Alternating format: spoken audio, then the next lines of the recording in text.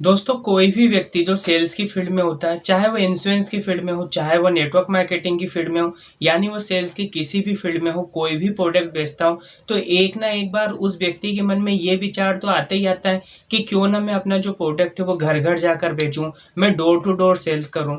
तो यदि आपके मन में भी यही विचार हो, यदि आप भी डोर टू डोर जाके सेल्स करना चाहते हो, तो ये वीडियो आपके लिए बहुत ही ज़्यादा महत्वपूर्ण होने वाली है, क्योंकि इस वीडियो में मैंने आपको कुछ ऐसी टिप्स बताई हैं, ऐसी बातें बताई हैं जिन टिप्स का उपयोग करके आपको डोर टू डोर सेल्स में काफ़ी अच्छी ग्रोथ देखने को मिलेगी, यानी आप अपनी सेल्स फील्ड में काफ़ी अच्छी ग्रोथ कर पाएँगे।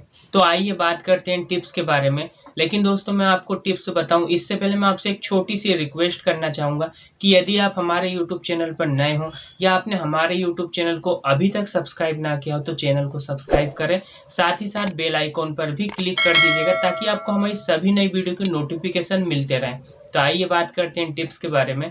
तो जो हमारे पहले नंबर की टिप्स है वो ये है कि जब भी आप कोई एरिया डिसाइड करें कि आपको इस एरिया में काम करना है, तो आप एक नक्शा बनाएँ, एक मैप बनाएँ कि आप सोमवार के दिन किस जगह पर काम करेंगे, मंगलवार के दिन किस इलाके में काम करेंगे, बुधवार के दिन किस इलाके में काम करेंगे। यानी आपका एक पूरा की पूरा मैप बनना चाहिए कि आप किस दिन कहाँ पर काम करेंगे, कहाँ पर डोर टू डोर सेल्स करेंगे।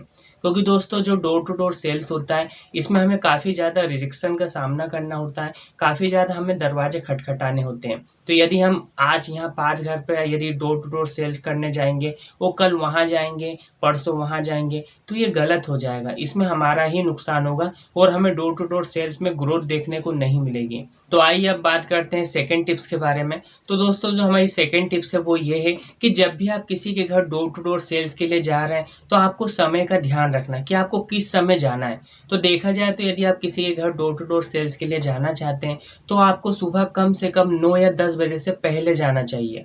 क्योंकि दोस्तों कोई भी व्यक्ति है यदि वो काम करता है, जॉब पे जाता है, तो यदि वो सुबह यदि देखा जाए तो 9 या 10 बजे बाद ही अधिकतर व्यक्ति जॉब के लिए जाता है। तो यदि आप पहले जाएँगे, तो वो व्यक्ति आपको घर पर मिल जाएगा, जिससे आप आसानी से बात कर पाएँगे। और यदि आप 9-10 बजे के लगभग जाएँगे या उसके बाद जाएँगे, तो ज़्यादातर जो लोग हैं आपको वो मिलेंगे जो जल्दबाजी में होंगे, जो अपनी ड्यूटी के लिए तैयारी कर रहे होंगे, तो वो आपसे बात नहीं कर पाएँगे, वो आपको इग्नोर करेंगे। इसीलिए आपको थोड़ा जल्दी जाना चाहिए, जिससे कि आपको एक बहुत अच्छा रिज़ल्ट देखने को मिलेगा।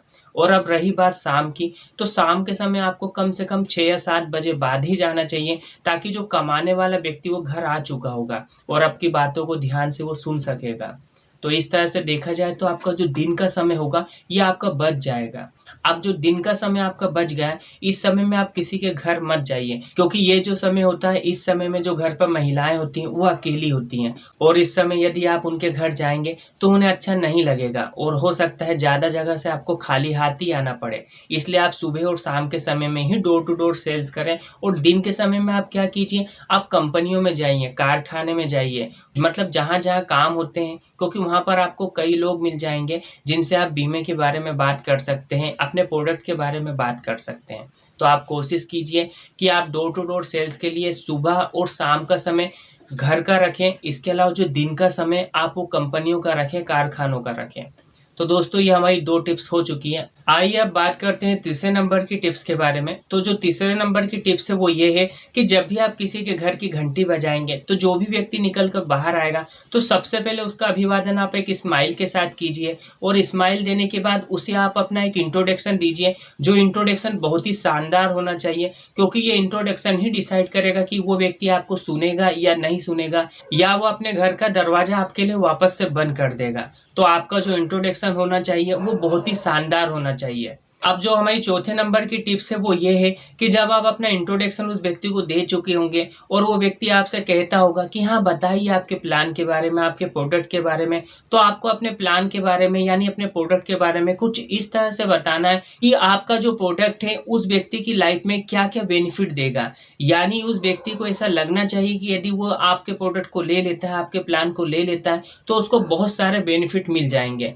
तो हो सके तो आपको इसी तरह से बताना है आपके प्लान के बारे में, प्रोडक्ट के बारे में, कि वो व्यक्ति लेने को मजबूर हो जाए। यानी उस व्यक्ति को आपके प्रोडक्ट की नीड महसूस हो। तो आपको इसी तरह से अपने प्लान के बारे में बताना है, प्रोडक्ट के बारे में बताना है। क्योंकि दोस्तों यदि हम प्लान अच्छे से बताएंगे, अपने प्रोडक्ट के बारे में अच्छे से बताएंगे, तो ही वो व्यक्ति हमारे प्रोडक्ट को लेगा। और वैसे भी यदि डोर टू डोर सेल्स देखी जाए तो इसमें हमें बहुत ही ज़्यादा रिजेक्शन का सामना करना पड़ता है। यदि हम 20 दरवाजे खटखटाएंगे तो 15 या 16 दरवाजे तो हमारे लिए खुलेंगे ही नहीं, वो लोग हमसे बात करना पसंद ही नहीं करेंगे। लेकिन 3 या 4 ऐसे दरवाजे होंगे जो हमसे हमारे प्रोडक्ट के बारे में सुनेंगे और वो हमसे कुछ ना कुछ ले भी लेंगे। इसीलिए दोस्तों आपको जो अपना प्लान बताना है, जो प्रोडक्ट बताना है, वो इस तरह से बताना है कि उस व्यक्ति को आपके प्रोडक्ट की नीड महसूस हो और वो आपका प्रोडक्ट ले लें। आइए अब बात करते हैं 5वें नंबर की टिप्स के बारे में। तो जो हमारे 5वें नंबर की टिप्स है वो ये है कि जब भी आप डोर टू डोर सेल्स के लिए जाएंगे तो आपको बहुत सारे ऑब्जेक्शन देखने को मिलेंगे। तो आपकी फील्ड में जो भी ऑब्जेक्शन हो, चाहे आप इंश्योरेंस में हो, चाहे आप नेटवर्क मार्केटिंग में हो, जिस भी फील्ड में हो, जो भी ऑब्जेक्शन आपकी फील्ड के हो, उन सभी ऑब्जेक्शन के जवाब आपको पता होना चाहिए, ताकि आप जब डोर टू डोर सेल्स के लिए जाए तो जो भी व्यक्ति आपको ऑब्जेक्शन दे तो आप उस व्यक्ति को जवाब दे पाए, जिससे आपका जो प्रोडक्ट है बहुत ही आसानी से बिक जाएगा। तो आपकी फील्ड के जितने भी ऑब्जेक्शन है, उन सभी ऑब्जेक्शन के जवाब आपको पता होना चाहिए, जिससे आपका जो प्रोडक्ट है, जो प्लान है, वो बहुत ही आसानी से बिक पाए।